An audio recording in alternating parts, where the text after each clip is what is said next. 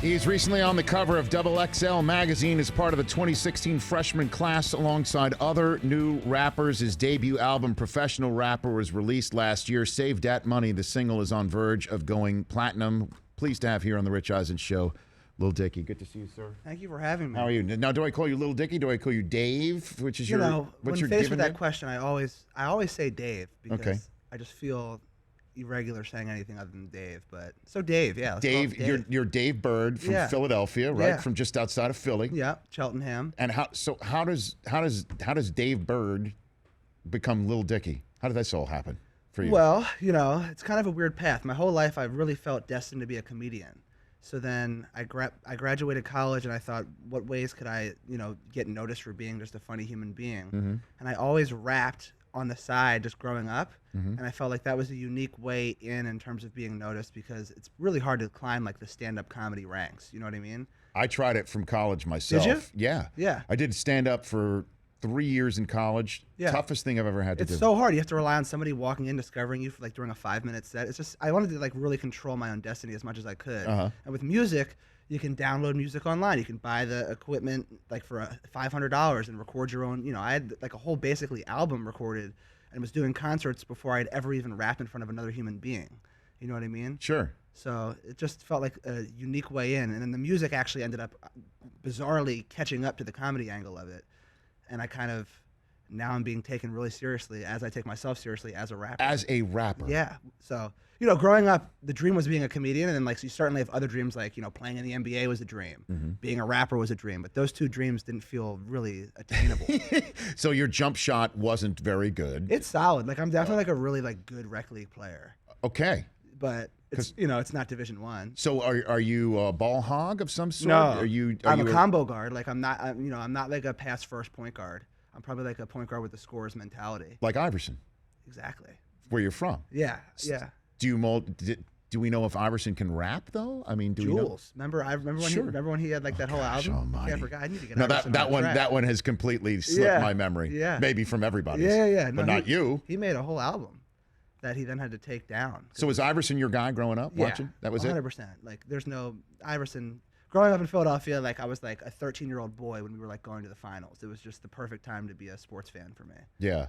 And him stepping over Tyronn Lue, who's now a champion coach for the Cleveland Cavaliers. Well, I didn't even think about that. That's true.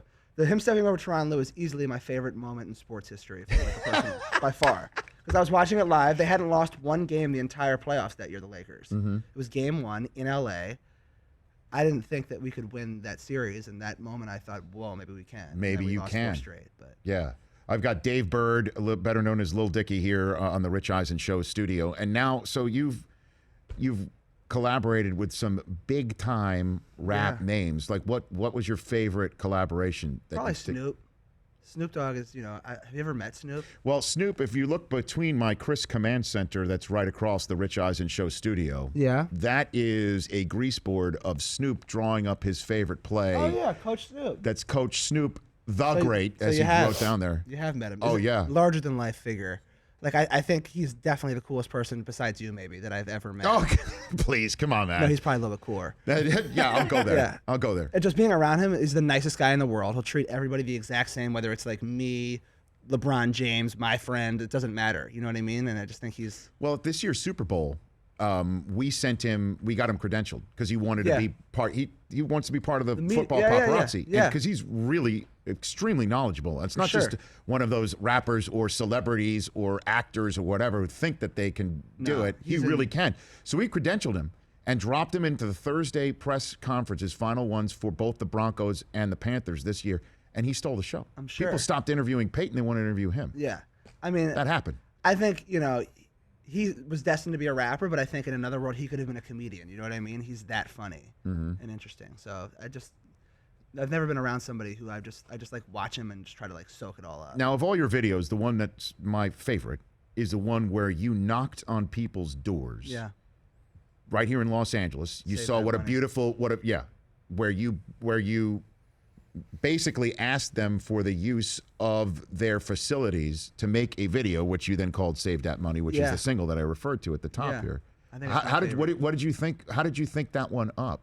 Well, it all starts with the song. So initially, I made the song like probably a year before the video was even made, and the song inherently is all about saving money in the way, because you hear a lot of rap songs about spending money, and I genuinely am a cheap person who has a lot of pride in like the ways in which he saves. So the song, you know, obviously you hear a lot of rap songs about spending and there's an ironic twist, but it's not just irony for irony's sake. Like I genuinely have pride in saving money.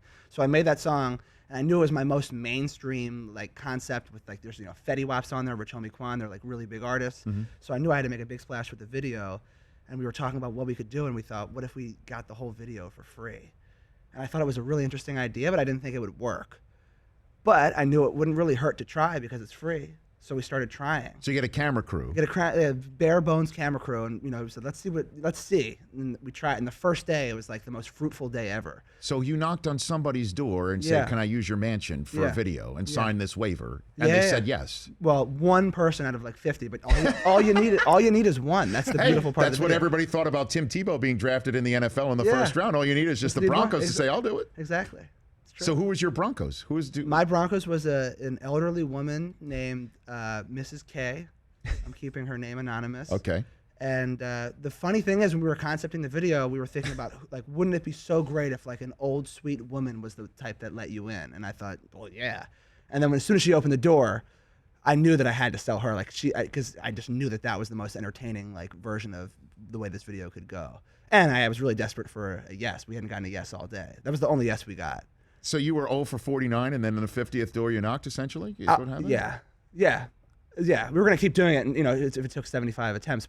And there's like, as I was getting rejected, sure, it hurt, but we also knew that there's value in the rejection footage, you know? Sure. As long as we get it's one content. yes. Yeah. Sure. Now you got somebody's yacht, too, from this thing, too? Yeah, I got a boat. I mean, went to T-Pain's music video shoot and got his whole set.